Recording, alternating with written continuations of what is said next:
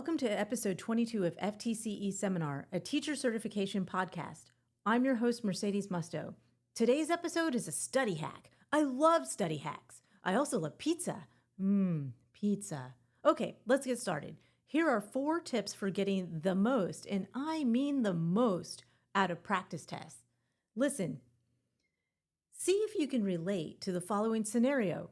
Okay, so you signed up for your FTCE test. You go online, you find a few practice tests, and casually work your way through the questions and the multiple choice answers, and then you're like, oh man, I got 15 wrong. Does this sound like you? Because it sounds like me. Then, get this, after you get your practice test score, you go back and memorize all the answers. Take the practice test again, and you're like, boom, I got 100. Okay, let me ask you this. What did you learn?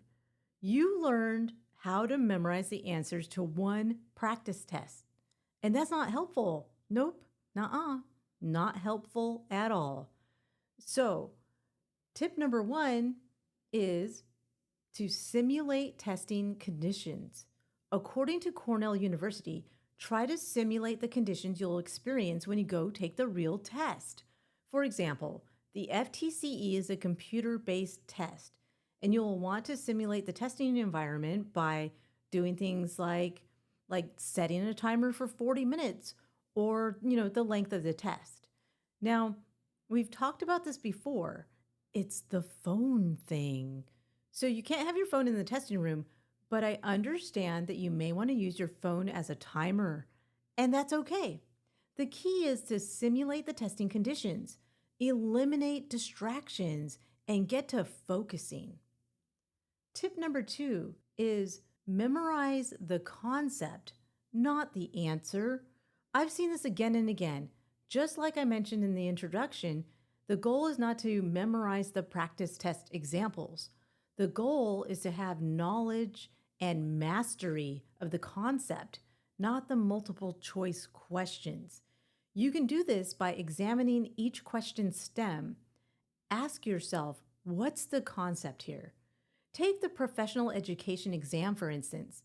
There's like 80 questions on that test, but there are 8 competencies of knowledge. Ask yourself, is this an instructional question, or maybe it's an ethics question? Maybe it's dealing with early literacy instruction or even English language learning. So when you take the practice test, do more than memorize answer choices. Make sure you know the concept so you can perform your best on the exam. Tip number 3 is called the testing effect. Back to Cornell University, there's something called the testing effect, and it literally means like what you are like when you're actually taking the test. Is your heart rate increased? Are you a little bit sweaty? You're super nervous? You didn't sleep the night before? Well, if that sounds like you, I know it sounds like me. When you practice during your test simulations, you're also practicing the behavior of retrieving information from your memory. This is called practicing recall. Taking practice tests helps with your active recall because you're actively recalling information, which leads to improved memory performance. The experts at Edmentum put it this way: practice testing is one of the most effective learning techniques. In fact, by simulating the testing effect and practicing tests, you can promote greater learning and knowledge retention on the final test. Just compared to like regular old testing strategies where I guess you just sit there and stare. Yeah, no. Let's try it this way. Tip number 4, how many practice tests should I take? There's a lot of practice tests out there. Do I just keep taking them? No way. And you didn't want to do that anyway. The research suggests taking one full-length practice test is proven effective.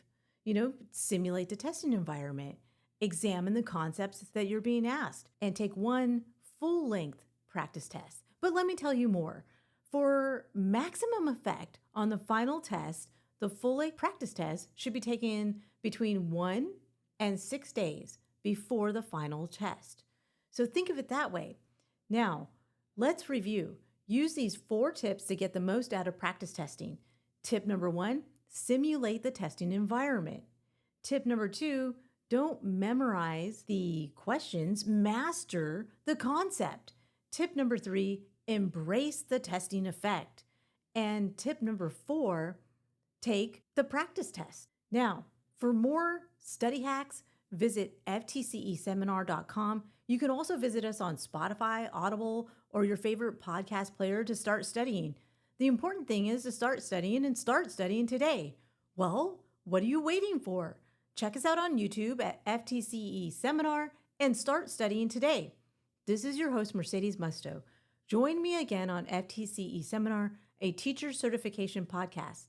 This podcast was recorded at the Pickens Multimedia Studio at the University of West Florida.